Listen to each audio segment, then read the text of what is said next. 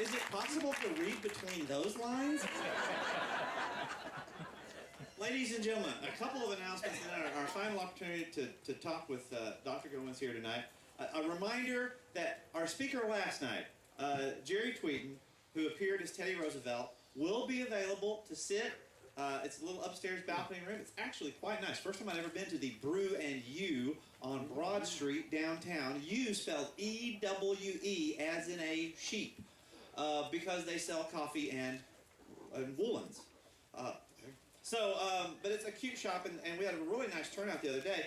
So if you want to have a chance to meet and have a cup of coffee with Teddy Roosevelt, someone who knows all about him, come tomorrow, please, 8:30 in the morning downtown, across from the Peace Center on Broad Street. And then, and Black Elk is appearing tomorrow. It's in your program on the tan sheet, appearing tomorrow at McAllister Square at noon. So another chance for Black Elk there. And tomorrow night, we continue under the tent here. And tomorrow night, a really, really interesting character from history that most folks have not heard of in these parts. A man who, on foot and on horseback, whether appropriated one way or another, managed to cover the far west by the name of James Beckworth. So I invite you. It's quite an adventure story that you'll be hearing tomorrow night. Notice also that you do have those little envelopes in your packet that if you would like to put down comments about tonight's performance, comments about Chautauqua in general, or cash to stick in the pocket. Whatever you'd like to do with that little envelope, or just take it home with you and just enjoy it for writing notes. We have folks with baskets that will happily pick those up as you are leaving.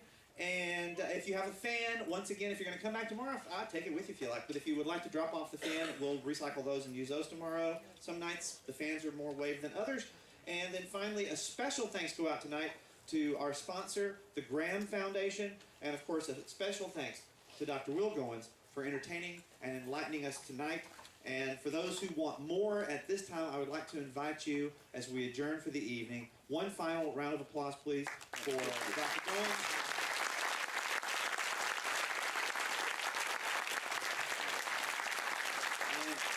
You are invited to step down, speak with him with individual questions that you would like to have. Thank you all, and hope to see you back tomorrow night. I will tell those. Is this only? I will tell those. And by the way, I almost forgot. I'm sorry. Because I have a note here, and I don't want to forget this. The artifacts, the TP, the displays are all courtesy of Stan Coleman, who I think deserves an I saw this. I was knocked out by this.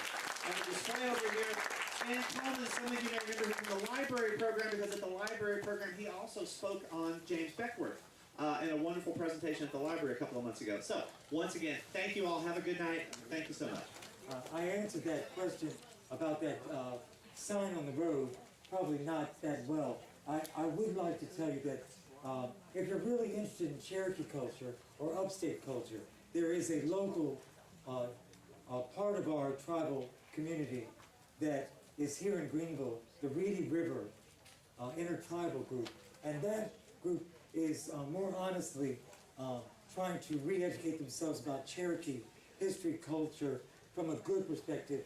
The other group that has that sign is very much a part of the national native, what I consider the national Native American movement, in the sense that they do very intertribal things that are popular, like powwows and war bonnets and things like that. And they don't do a lot of things that are reviving the truth about the Cherokees. So if they're not a bad organization, they just don't have a lot of the Cherokee information for you if you're really interested in Cherokees from the upstate. But Reedy River, who's a member of our tribal group, certainly would be a place here, or you can always contact us. Okay? Is that cool? And Reedy River people, there's some here, so